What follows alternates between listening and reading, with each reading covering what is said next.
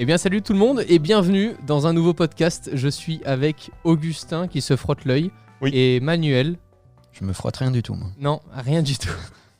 Les gars, aujourd'hui on se retrouve dans un nouveau podcast pour discuter d'un sujet. Les gens aiment beaucoup quand on parle de business, management, etc. Donc je me suis dit on va réattaquer. T'as appelé les gens pour leur demander ? J'ai appelé chaque personne qui a écouté les podcasts. D'accord. Vous pouvez le dire, dites-le moi, soutenez-moi s'il vous plaît sur Twitter. Ne me laissez pas tout seul.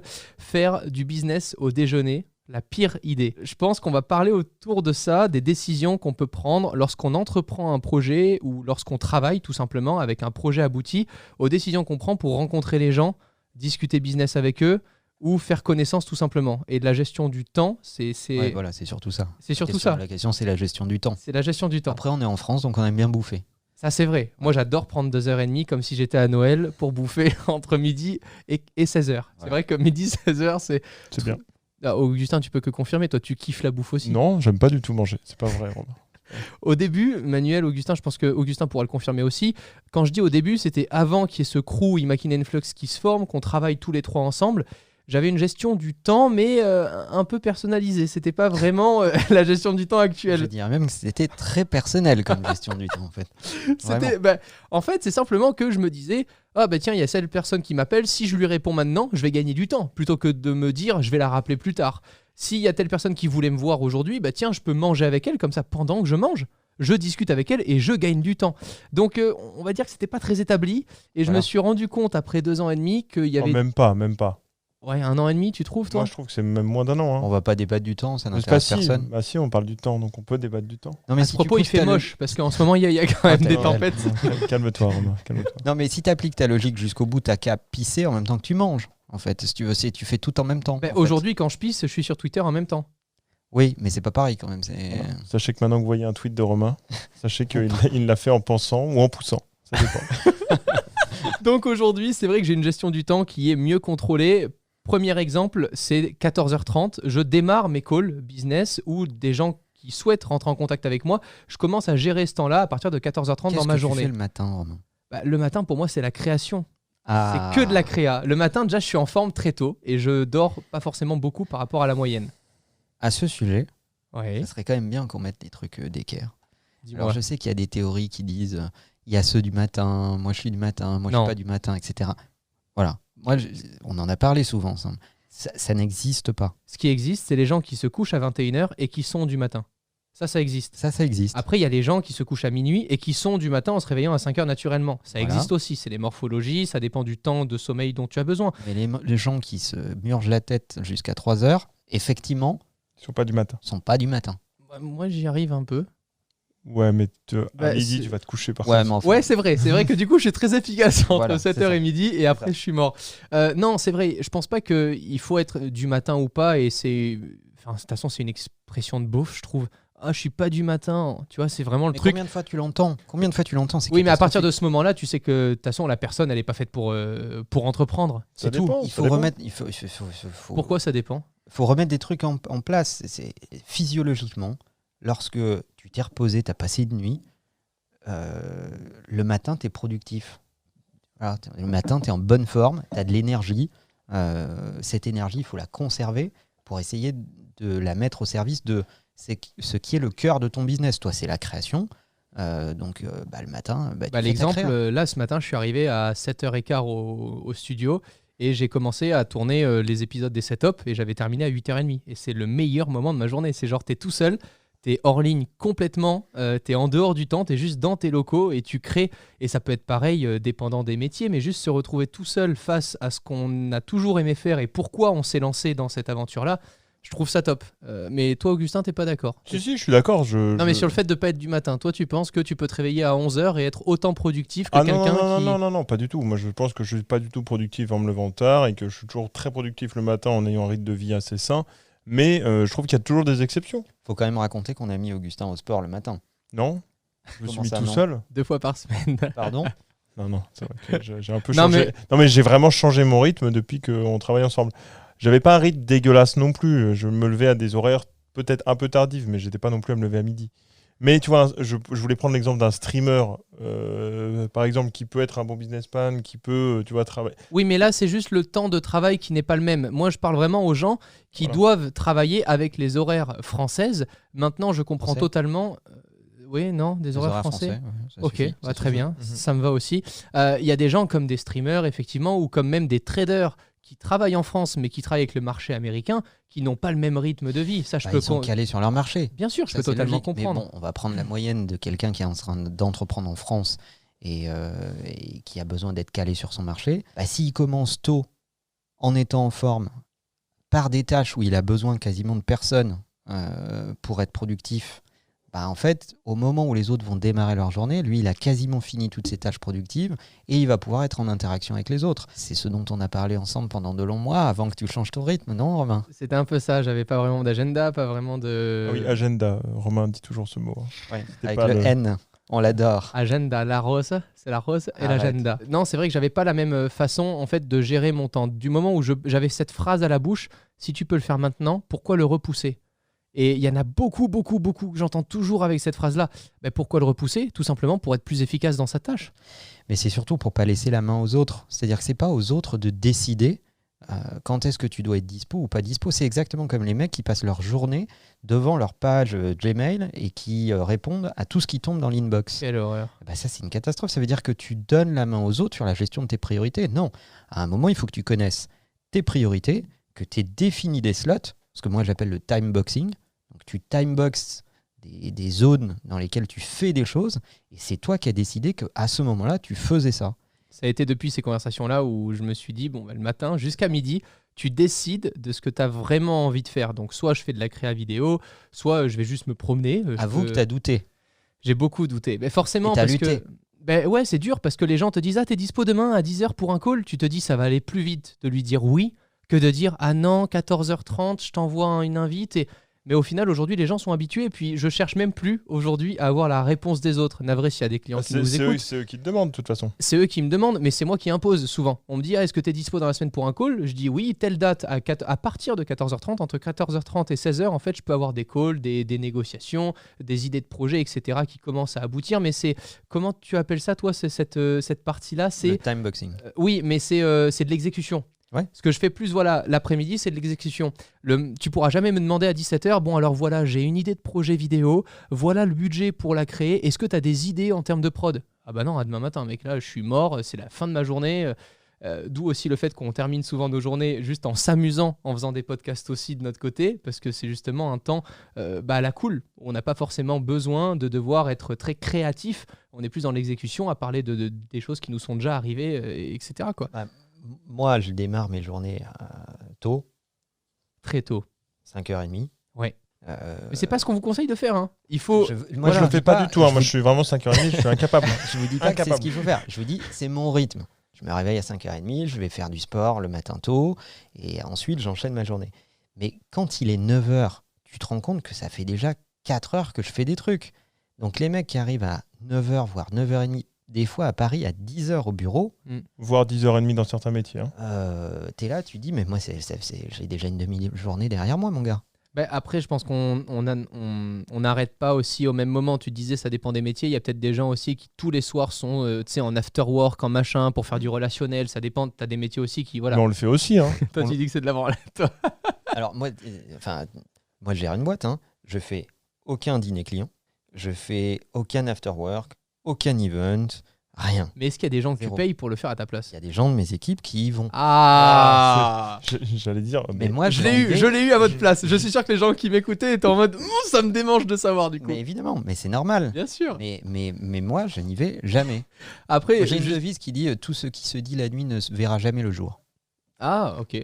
Les gens s'en souviennent. Hein, mais, Ouais, surtout moi. Moi, les gens s'en souviennent très bien de ce que je dis la nuit. Moi aussi, Mais, il y a des Voilà, soirs, je pense que c'est du temps perdu. C'est du temps perdu. Après, je pense que il y a Mais ça, aussi il y a aussi des gens qui mettent beaucoup d'émotions dans le business, c'est-à-dire qui ont besoin d'avoir autre chose que des relations de business, etc. Et c'est très bien, je le comprends tout à fait. Mais moi, je fais pas du business parce que je suis en manque d'amis. Hein. Toi, Augustin, par rapport au sommeil, c'est une question que je voulais te poser parce que justement, tu le manageais dors pas. Non, mais il le manageait pas de la même manière quand on s'est rencontrés. Aujourd'hui, tu t'endors beaucoup plus tôt et tu te réveilles aussi plus tôt. Pas forcément. Mais D'accord. je Bon, sais il que a j'évolue. décidé Non, mais de j'évolue. le Non, Il mais a décidé d'être c'est beaucoup moins qu'avant. C'est sûr qu'avant, je me couchais forcément tard, je lisais tard, je faisais des choses tard. T'es un peu ascendant loutre en Et plus, je travaillais- d'un point de vue astrologique. Tout à fait. Et je travaillais tard, ce qu'il faut surtout pas faire. Et je commence à m'adapter et je me dis. Pourquoi surtout pas? Pourquoi est-ce qu'on serait là en train de donner, tu vois, Alors, une non, directive? travailler au sens où, c'est ce que je faisais, j'avais l'impression d'être efficace et je me rends compte que ça servait à rien du tout. Voilà. Ok. T'es efficace quand tu fais de la créa tard, quand tu as des idées, faut noter toujours en fait. La base, c'est de noter après. Pour moi, ça, c'est dans la créa. Non, mais je dis que je m'habitue et alors je déteste ce mot, mais plus je vieillis, plus mon rythme se cale sur je me couche plus tôt et j'ai une journée qui démarre plus tôt. Bon, en Mais tout je cas, pense que c'est très dur quand t'es plus jeune. Je pense que c'est très dur quand t'es plus jeune parce que t'as la tentation, tu parles à des potes, les gens sortent un Je peu pense tard. que c'est pas le fait d'être jeune, c'est le fait d'être sollicité. C'est ce que disait Manuel. Là, le plus dur, c'est de dire non. C'est le mot non, c'est ce qui va vous permettre de manager votre temps. Si vous ne savez pas dire non aux gens, vous ne pourrez jamais espérer organiser des timebox, organiser des slots, quoi. Moi, je pense que c'est C'est quoi la citation sur le non qui est très bien d'ailleurs? À force de trop dire oui aux gens, on se dit non à soi-même, un truc comme ça? Exactement. Voilà. Exactement, c'est Paolo Coelho qui dit ça. Voilà. Je pense surtout que c'est un rapport avec la détermination. C'est-à-dire que quand tu commences à laisser les autres avoir de l'impact sur tes décisions, alors que tu sais au fond de toi-même que c'est pas ce qu'il faut faire, que tu sais que tu as des échéances, que tu sais que ok, ça va être du quality time, mais ça va pas t'aider beaucoup, contribuer à grand chose de ce que sont tes objectifs. Eh ben, on se rend compte que l'être humain aime beaucoup les solutions de facilité et a une certaine proportion à la lâcheté, en fait. Donc il va s'auto-convaincre que finalement c'est pas très grave, allez finalement on va faire ci, on va faire ça, etc. Alors qu'au fond du fond, on sait que ça sert à rien. On vous dit pas d'être non après ce podcast, c'est pas du tout. ne vous enfermez pas. Mais c'est vrai que par rapport à ça, il y a beaucoup de gens qui s'interpellent quand je dis que je me couche tôt, ils y croient pas. Parce qu'en fait, ils ont l'impression de toujours me voir actif, mais parce que dans la journée, je programme des choses qui se passent le soir. Mais c'est pas parce que le soir, tu vois une photo Instagram qui est publiée à minuit et un verre à la main avec un pote que je suis forcément avec ce pote-là. Il y a plein de C'est contenus pas forcément live. Exactement. Vous verriez Romain, souvent, il part du studio, il est déjà en pyjama. Je rentre au studio, je suis déjà en pyjama plutôt. Non, mais je pars assez tôt. Donc là, quand tout à l'heure je disais que je venais vers 7h moins le quart, 7h au studio, je peux très bien partir entre 15h et 16h30 pour, dans ma tête, ma journée est terminée. Il y a quoi qu'il en soit des gens qui vont m'appeler, un mail un peu à traiter ou autre, mais c'est pas des choses importantes, c'est pas des choses qui vont compter dans ma journée. C'est des choses pour garder de l'exécutif dessus. Maintenant, me coucher entre 22 et 23h, ça me correspond vachement bien, et me réveiller entre 6h et 7h30, j'ai même pas besoin de réveil parce que je sais que j'ai un temps de sommeil d'à peu près 7 heures, c'est parfait. Et puis, bon, je pense qu'après, tu t'y habitues aussi. Je pense que quand tu vois les bienfaits d'avoir une positive routine, c'est ce que tu m'as appris aussi, et c'est comme ça qu'on s'est mis au sport avec Augustin 2 fois par semaine, c'est pour qu'on ait tout le temps l'impression d'avoir quelque chose qui se répète. Et cette impression-là fait que tu as l'impression, du coup, quand des sujets sont trop longs à être menés, à ne pas être assez efficace. Et c'est ce qui... je te laisse réagir dessus, ouais. Ouais, les routines positives, c'est des points de repère aussi. Parce qu'il se passe plein de trucs, parce que le business va vite, parce que tu es sollicité, parce que tu as des opportunités. Et le fait de sanctuariser des moments où tu vas te retrouver avec toi-même ou avec ton coach, si tu as un coach, etc., c'est aussi des points de repère très importants pour se dire ça c'est imperturbable, ça c'est mon point de repère et je sais que je vais construire autour de ces éléments et je ne fais pas de compromis avec ça. Et puis il faut aussi pas oublier que notre détermination, elle vient aussi de notre mental, de notre esprit. Et notre Bien corps, sûr. c'est pas juste un véhicule pour nos cerveaux. Non, il faut un peu. Notre corps, la santé de notre corps contribue à la performance de notre cerveau, en fait. Donc, j'ai envie de dire, même les poubelles, on les trie. Alors qu'il y a plein de gens qui ne trient pas ce qui s'envoie dans le cornet quand même, et qui prennent leur corps pour des poubelles. Ça veut dire que... Bah oui, c'est ça. Ça veut dire que tu fais une soirée dans la semaine, c'est cool. Tu fais 5 soirées où tu te mets 5 fois mal dans la semaine, en bouffant mal, tu peux pas espérer qu'en allant au sport toutes les semaines, tu aies une positive routine qui s'installe et que dans ta tête, tout aille bien. Je pense que ça joue aussi beaucoup. Et puis après, ça dépend aussi du projet qu'il y a derrière. Je pense qu'il y a des gens qui ont besoin même de cette routine et de tout ce qu'on explique dans leur vie perso et peut-être pas au boulot. Peut-être qu'ils ont un boulot qu'ils aiment à moitié, mais ça leur convient bien. Ils ont une vie cool et stable, mais d'un autre côté, ils se sentent pas épanouis en perso parce qu'il y a des projets perso qui n'arrivent pas à mener, comme des passions. Moi, je vois plein de passionnés. Par exemple, je faisais du modélisme, tu sais, avant les modèles réduits et tout. Et il y a plein de pères de famille qui disaient j'ai pas le temps de bricoler le week-end, etc. Bah, je suis sûr que s'ils s'organisaient correctement dans la semaine, ils pouvaient très bien allouer 2 heures par semaine pour faire ce qui leur plaisait vraiment à eux. Je pense que c'est important. Après, il y a des gens, leur positive routine, justement, c'est dans l'autre sens. C'est je prends un verre avec des potes le soir et je rentre à minuit. Ça aussi, ça peut être mais j'ai l'impression que c'est une mauvaise excuse, ça. Moi, je pense qu'à la longue, en tout cas, à la longue, c'est pas bon parce que forcément. Si tous les soirs, tu as peur d'être tout seul chez toi. C'est pas d'être tout seul chez toi, c'est de te dire mon boulot m'emmerde, mais c'est ça le problème souvent. Moi, j'ai beaucoup d'amis comme ça et je trouve ça un peu triste. Et du coup, leur positive routine. Ils vont être contents. Non, mais ils le savent très bien. Ils le savent très bien que le boulot l'emmerde et qu'ils doivent changer. Mais comme ils ont une situation qui va avec et qu'ils ont la voiture de fonction et qu'ils sont en couple et que ça marche bien, bah, ils se disent ma positive routine, elle est plutôt le soir, elle n'est pas dans mon boulot. Mais c'est triste. Hein, mais une positive routine dans le côté perso, je pense aussi, Manuel, tout à l'heure, on disait c'est difficile de dire non. Mais la personne à qui tu dis non le plus difficilement, ça reste ton partenaire, ta famille ou tes enfants. Non, mais pour des gens lambda, ce que je veux dire, c'est des gens qui n'ont pas encore évolué. Pourquoi ? Dis-moi. Parce qu'ils sont comme les autres. Ils sont comme les autres, je suis d'accord. Mais quand c'est ta famille ou ta... Aimer les gens, c'est pas leur demander de changer. Hein. C'est savoir qui ils sont et respecter ce qui est positif pour eux, de mon point de vue. Donc que tu puisses dire non aux partenaires dans ta vie, à ta famille ou à tes enfants à certains moments, c'est plutôt sain. On ne respecte que ce qui est respectable. Ce qui est difficile, et je prenais ça comme exemple, c'est qu'il y a beaucoup de gens, de potes aussi de mon entourage, qui me disaient je faisais du foot tous les dimanches, mais tu sais, maintenant je suis en couple, c'est fini ça. Et cette phrase, mais j'ai envie de lui exploser la tronche contre le mur. Et je lui dis, mais attends, c'est pas de sa faute à elle ou à lui si tu peux plus aller au foot. C'est parce que toi, comme un con, pendant 6 mois, t'étais trop amoureux, mon gars, et que tu lui as laissé tous les dimanches en faisant genre que ça te gênait pas. On a le droit d'être un canard parfois, excuse-moi. De temps en temps, peut-être, mais moi, il y a une expression anglaise que j'adore qui dit être en couple, c'est ne faire qu'un. Et il rajoute oui, mais lequel ? Ah, c'est qui ? Et c'est une expression générique. J'allais dire faut sourcer. Il t'a défoncé, mec. Mais je trouve ça très pragmatique en fait. C'est juste pour ça que je disais que le plus dur parfois, c'est juste de dire non dès le début. C'est pas parce que vous avez une nouvelle relation qui démarre, dans le boulot, dans le perso, qu'il y a des choses qui vous plaisent un tout petit peu moins sur le moment parce que c'est excitant de faire ce qui est nouveau d'abord, qu'il faut tout mettre de côté. Faut juste dédramatiser le fait de dire non. Ça veut pas dire foutre une claque à quelqu'un. Non. Quand tu dis non, c'est juste que ça convient pas, que c'est pas le bon moment, que ceci, que cela. Et puis voilà, vu la quantité d'interactions sociales qu'on a, si tu commences à vouloir dire oui à tout le monde, bah c'est vite très très compliqué. Il faut que moi dans ma vie, j'ai une quantité de personnes infimes à qui je dis oui dans plus de 80% des cas. Il y a très très très peu de gens dans mon quotidien pour lesquels je suis capable de changer quelque chose de programmé pour leur dire oui. Parce que je sais aussi que ces gens respectent suffisamment mon temps pour pas me demander tout et n'importe quoi. Si on doit donner des conseils concrets aux gens qui démarrent une nouvelle société ou un nouveau projet de classe, ou comment gérer par exemple dans un projet de classe, il y a beaucoup de jeunes...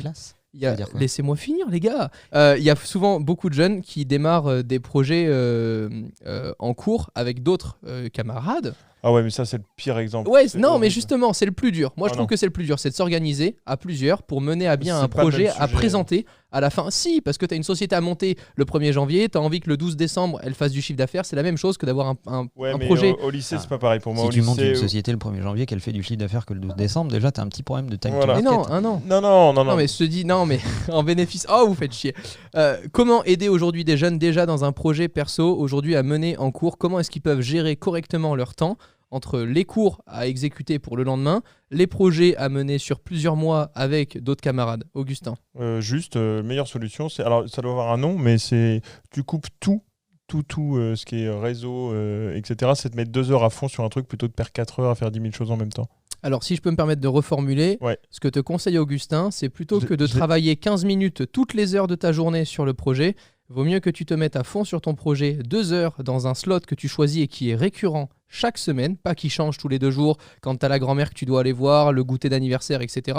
Et de te mettre sur des réseaux sociaux dans ton temps libre, avoir un time slot de temps libre aussi. Tu sais qu'après le déjeuner, par exemple, entre 14h et 14h30, c'est ton moment tranquille, tu peux être sur les réseaux sociaux, faire ce dont tu as envie pour reprendre après correctement un autre sujet à partir de 15h. Mais se le mettre dans l'agenda ou l'agenda, comme Exactement, tu dis, toi, et s'obliger à le faire. Avoir un agenda partagé aussi, il y a des solutions qui existent très simples avec Google. Tu peux partager avec juste des adresses Gmail des time slots. C'est fascinant la quantité de gens qui ont ces outils sous la main et qui les utilisent hyper Ouais. mal d'ailleurs. Moi, il y a plein de gens qui me disent mais je t'ai dit qu'on avait rendez-vous demain. Non, mais C'est pas elle est où l'invite C'est quoi la phrase clé, Romain? Tout ce qui n'est pas dans mon agenda n'existe pas. Merci. Pas mal. Tu fais le coup une fois à des potes quand ils te disent on se voit toujours ce soir pour le verre à 19h et que ça fait 20 fois que tu leur dis de le foutre dans juste Google Agenda, c'est juste un putain d'événement à créer, tu mets juste apéro avec Timothée. Il y a des gens qui hallucinent. Moi, j'ai des amis qui sont là, mais on va pas mettre le ciné dans l'agenda. Je fais, bah si, en fait. Si, parce que je suis au bureau, parce que j'ai des rendez-vous, parce qu'il y a d'autres choses qui peuvent tomber. Il n'y a pas que toi dans ma vie. J'adore quand tu me fais du pied, Manuel, il n'y a pas de problème. Donc ça, c'est le premier conseil. Est-ce que si des gens aujourd'hui n'ont pas de positive routine, est-ce qu'il n'y a que le sport comme positive routine à adopter toutes les semaines ? Quelles autres choses tu peux... Pas forcément, mais c'est souvent cette partie-là qui est négligée. C'est-à-dire que dans nos métiers, enfin, métiers autour du numérique, etc., on sollicite quand même beaucoup nos capacités créatives, technologiques et autres. Et on en arrive, et dans les métiers sédentaires en général, on en arrive à négliger, revenons sur Terre, hein, qu'on est des mammifères, en fait. Donc, notre corps, c'est vachement important. Quand tu te sens bien dans ton corps, tu es quand même... mieux, plus performant, tu as plus de considération pour toi-même, les choses vont mieux en fait. Pour tous les métiers très sédentaires, la pratique sportive, c'est un sujet quoi. Alors faites des trucs qui vous plaisent, hein. Je vous dis pas de vous mettre la tête à l'envers sur des sports que vous aimez pas, mais... 1 heure de basket, 1 heure de foot, 1 heure de course à pied, peu 1 heure importe, de... à partir du moment où vous n'avez pas non plus des contraintes de taré, c'est-à-dire que... Faut pas prendre la voiture, faire 40 minutes de route Non, c'est sûr. pour le faire Voilà. toutes les semaines. Quoi. Ou les sports co qui t'imposent des matchs tel jour et pas à un autre moment, ou des gens avec etc. toi. Voilà, donc, Plus tu comptes sur du monde, moins tu arrives à mener un projet à bien. Hein. Il vaut mieux mener un bateau tout seul correctement, qu'il soit petit, mais qu'il aille bien droit. Je suis moyen d'accord sur le sport. Tu vois, genre, je pense que je me serais pas aussi bien mis si on n'y allait pas à 2. Vraiment. Oui, mais si on s'y était mis à 4, on n'y serait peut-être jamais allé. Non, mais je dis 2. C'est ce que je dis justement. Voilà, c'est ça. Je dis tout seul au début, c'est chaud quand même. C'est pour ça qu'on parlait de coach. Ça peut très bien être un coach. Mais y aller à 2, c'est vachement bien. Un bateau tout seul, en vrai, c'est chaud. Hein. Bon, et une fois qu'on est tout seul, bien dans nos baskets, prêt à mener notre projet à bien, là, il y a plein de clients qui nous contactent et on nous dit on peut déjeuner ensemble à midi ? Voilà. Alors, donc, il faut y arriver quand même. Faut y arriver quand même. Pourquoi est-ce qu'on dit non ? Pourquoi est-ce que ça sert à rien de déjeuner avec quelqu'un que tu connais à peine, avec qui tu n'as même pas encore négocié ? Alors, je vais te prendre le premier cas. Tu as une personne qui veut juste mieux apprendre à te connaître ou négocier avec toi pour un devis quelconque ou un projet quelconque. Ou une opportunité de business. Une opportunité business. Okay. Là, on parle de business, pas de perso. Ça porte un nom. Ça s'appelle un prospect. Un prospect. C'est pas encore un client. C'est un prospect, voire même si tu le connais pas du tout, moi j'appelle ça des suspects. Avant même de le connaître, il te demande déjà que tu lui alloues 2 heures de ta journée pour aller manger avec lui. Jamais de la vie. Alors Augustin. C'est beaucoup. Jamais de la vie. Moi je lui fais un call de 10 minutes. Voilà. Toi, c'est ce que tu fais aujourd'hui. Mais qu'est-ce que tu aurais fait avant ? Mec, arrête. Avant. Quand on s'est rencontrés, c'était une excuse. On était content d'aller dehors. En fait, vrai, on va déjeuner avec un client. Trop bien. Horrible. Ouais, non, il faut surtout pas faire ça. C'est mieux de tâter le terrain au téléphone 10 minutes ou 20 minutes. Ça dépend de la personne en face. Mais par plutôt que de perdre du temps. Par respect pour l'autre, par respect pour l'autre et par respect pour soi. C'est-à-dire qu'à un moment, je pense qu'au bout de 10 minutes, un quart d'heure de conversation au téléphone, tu as une bonne idée de savoir si tu perds ton temps ou tu es en train de le faire perdre à l'autre. Et dans les deux sens, c'est ça. Et c'est positif pour tout le monde, en fait. De dire, voilà, moi je déteste par exemple les mecs qui t'abordent sur LinkedIn en disant tiens, j'ai une super opportunité. Il y en a qui vont se faire déglinguer. Il faut qu'on se voit. Moi je dis, mais si tu as une super opportunité, mais vas-y, mets-moi. Pitch-la moi en 5 lignes. Quoi. Voilà. Et puis tu as des mecs qui t'abordent avec aussi une mauvaise perception de qui tu es et de ce que tu fais. Donc ils pensent qu'ils vont trouver la solution chez toi alors que tu n'es pas du tout la bonne personne. Donc c'est aussi une façon de leur faire gagner du temps que de leur dire, écoute, non, c'est pas moi, c'est pas moi que tu cherches. Et maintenant, pour enlever le côté business de cette situation, je pense que même si demain, il y a par exemple 2 créateurs qui se rencontrent ou 2 producteurs qui veulent se rencontrer, je pense pas que le déjeuner, ça soit le meilleur moyen. Parler la bouche pleine, avoir envie de raconter plein de choses, etc. Je pense pas que ce soit le meilleur moyen. Ce que je préférerais aujourd'hui, et c'est ce que j'adopte, je préfère faire venir quelqu'un au studio, l'avoir pendant 20 minutes, yeux dans les yeux, lui montrer là où on travaille, essayer d'échanger quelque chose avec lui, mais ne faire que parler et échanger. Et ensuite, quand il y a un feeling qui passe, aller déjeuner avec lui. Mais je trouve qu'il n'y a rien de pire que de se retrouver dans un moment de blanc à déjeuner pendant 1 minute où tu sais pas quoi raconter à l'autre. Dire, au bout d'un moment, tu as parlé business, ça a duré 20 minutes. Au bout ouais. d'une heure, quand tu attends le dessert pendant des heures et le café, mais qu'est-ce que tu racontes? Oh là là, il y a une tempête à Paris, c'est génial. Ouais, et puis après, quand t'en viens à la question du « et alors, ça fait combien de temps que tu travailles pour… Là, tu sais que t'as perdu déjà. Ouais, C'est fini. Tu es en train de perdre ton temps. Parce qu'en fait, tu as déjà tout négocié. Soit elle est déjà OK, ou il est OK pour bosser avec toi, ou pour échanger, ou pour faire des projets avec toi. Soit c'est déjà mort. Mais dans les deux cas, tout ce qui vient après, c'est mort, quoi. Le déjeuner, c'est un format long, par définition. Tu as du temps de latence, faut choisir l'endroit, faut attendre d'être servi. Ça dure longtemps. Donc il faut être sûr que ce temps ne va pas être gâché. Donc il faut le passer avec des gens dont tu sais que tu as besoin de passer du temps avec eux. Moi, mes déj, ils sont consacrés à mes équipes, pas à mes clients. Mes clients, je les vois pour des petits déjeuners. Ça peut être voilà, très court. c'est ça ce que j'allais dire juste après le petit déj, c'est la bonne option. Ça, c'est ce qu'on fait très souvent. Je l'ai dit juste avant. Prems. Donc, petit déjeuner, ça c'est très bien. Oui. Un café ou autre, peu importe, mais des formats courts. T'as pas besoin de passer autant de temps avec des gens. Même le format est pas productif. C'est-à-dire que discuter pendant que tu bouffes, etc., c'est pas productif. Les Français adorent ça, mais le reste de la planète fait pas beaucoup ça. Hein. Non, aux US, tu auras jamais ça. Moi, aux US, on me proposait que des petits déj. C'était ça. C'était viens au Starbucks. Et parce que la bouffe est pas bonne au déjeuner. Arrête. Surtout ça. Et même si on te propose de déjeuner, ils vont te faire venir au bureau, il va y avoir des sandwichs sur la table. Exactement. C'est ce qui arrive tout le temps. Ils te mettent dans une salle de réu et t'as du cassoulet, du truc. Non, il n'y a pas de cassoulet. Non. Pourquoi j'ai du cassoulet? Si tu dis du cassoulet, c'est que tu as été piégé quelque part. Il y a un bug.